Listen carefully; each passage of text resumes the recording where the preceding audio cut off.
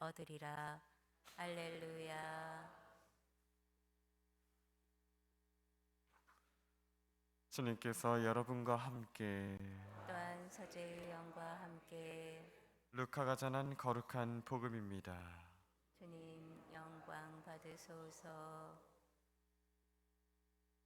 예수님께서 예리코에 가까이 이르셨을 때의 일이다. 어떤 눈머니가 길가에 앉아 구걸하고 있다가 군중이 지나가는 소리를 듣고 무슨 일이냐고 물었다.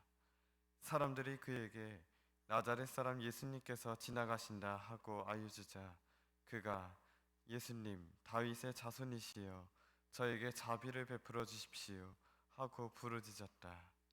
앞서가던 이들이 그에게 잠자코 있으라고 꾸짖었지만 그는 더욱 큰 소리로 다윗의 자손이시여 저에게 자비를 베풀어 주십시오 하고 외쳤다.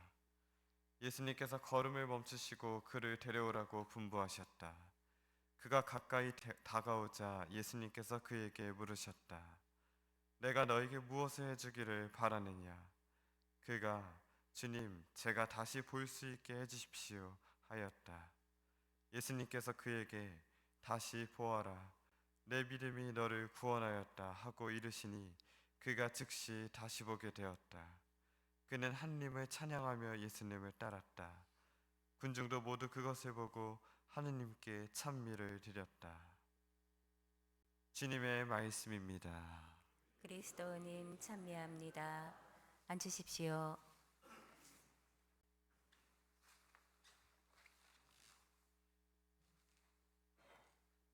참 예수님, 오늘 독서에 나오는 안티오코스 에피파누스는 이스라엘 역사의 가장 암흑기를 이룬 그러한 통치자였습니다. 그는 이스라엘의 신앙과 종교에 근본적으로 도전을 했고, 그래서 그는 이스라엘의 성전에 황폐를 부르는 우상을 세웠다고 했습니다. 로마의 신을 거기다 세운 겁니다.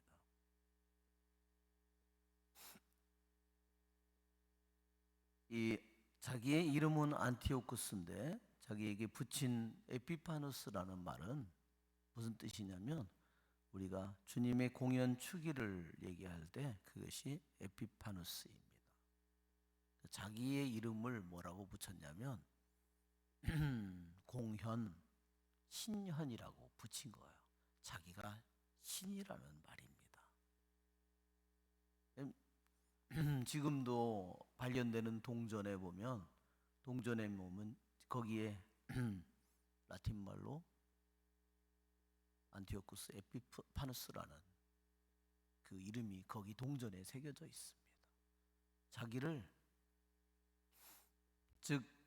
자기가 볼 때는, 인간의 눈으로 볼 때는 로마가 전부고 이스라엘이 조그만 나라, 이건 상대도 되지 않은 정말 무식한 애들이다 이렇게 생각한 거죠.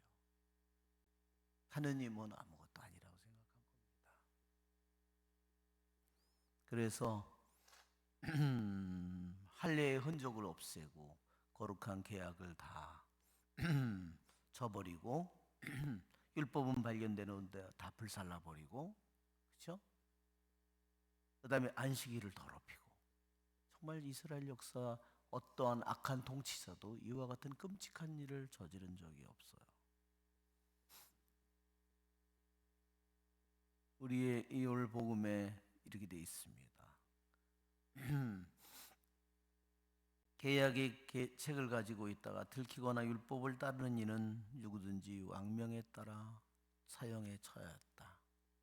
그 다음에 그러나 이스라엘에는 부정한 것을 먹지 않기로 굳게 결심한 이들도 많았다. 그 부정한 음식은 말하자면 돼지고기를 길거리에서 준비해 놓고 있다가 안 먹으면 사형에 처한 겁니다. 그들은 음식으로 더럽혀지거나 거룩한 계약을 모독하느니 차라리 죽기로 작정하였다. 그리고 그렇게 죽어갔다. 여러분, 오늘 우리들이 살고 있는 이 세상에 미사를 금지시킨다면 내가 가야 될 길이 뭘까요? 내가 그것을 따르면서 살아가야 될까요? 이 세상에? 우리도 만일 그런 일이 만약에 생긴다면 나도 죽기로 작정 내가 해야죠. 오늘 또한 복음에 우리는 예리코의 소경의 이야기를 들었습니다. 예리코는 이스라엘 땅에서도 세워진 지가 가장 오래된 도시입니다. 약 기원전 약 7,000년경에 세워진 도시라고 되어 있습니다. 왜 이렇게 예리코가 일찍 세워졌을까요? 즉 말하자면 예루살렘과 요르단 동쪽을 연결하는 통로가 되는 도시입니다. 이 도시에는 특별히 물이 많아요. 물이 아주 풍성합니다. 그렇기 때문에 여행을 하는 사람들이 여기서 묵을 수밖에 없고, 또한 그렇게 물이 많기 때문에 이 도성이 다른 데는 물이 너무너무 귀하잖아요. 그래서 발전할 수밖에 없었습니다. 여기에 오늘 눈먼 소경의 이야기는 정말 자신이 어떻게 해서 시력을 잃어버렸는지는 나타나지 않고 있습니다. 분명히 그전에는 보던 사람이에요. 다시 보게 해주십시오 그랬거든요. 그런데 그는 주님이 지나가기만을 열심히 그는 기도했을 겁니다.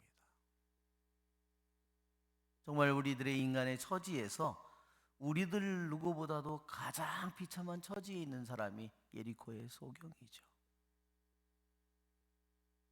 자기에게 일생에 있을지 없을지 모르지만 정말 자기 옆을 지나가는 단 한순간이라도 놓치려고 하지 않는 사람입니다. 군중을 통해서 그분이 지나간다는 소리를 듣고 그는 그때부터 소리를 지르기 시작합니다.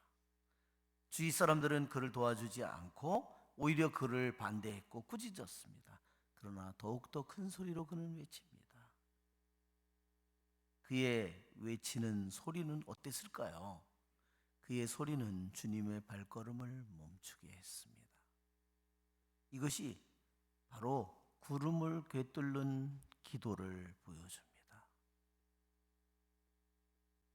우리는 우리들이 바치는 것이 이루어질까 안 이루어질까 의심하면서 내가 기도를 바친다면 그것은 주님을 구름을 뚫고 그분에게 올라가는 기도가 될 수 없습니다. 여러분, 이 소경이 바치는 기도는 그냥 목소리로 내는 기도가 아닙니다.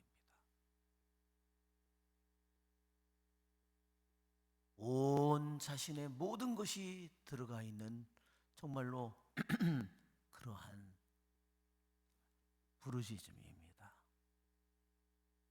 그러한 부르짖음은 구름을 뚫고 하늘로 올라갑니다. 우리의 좋으신 주님을 찬미합시다.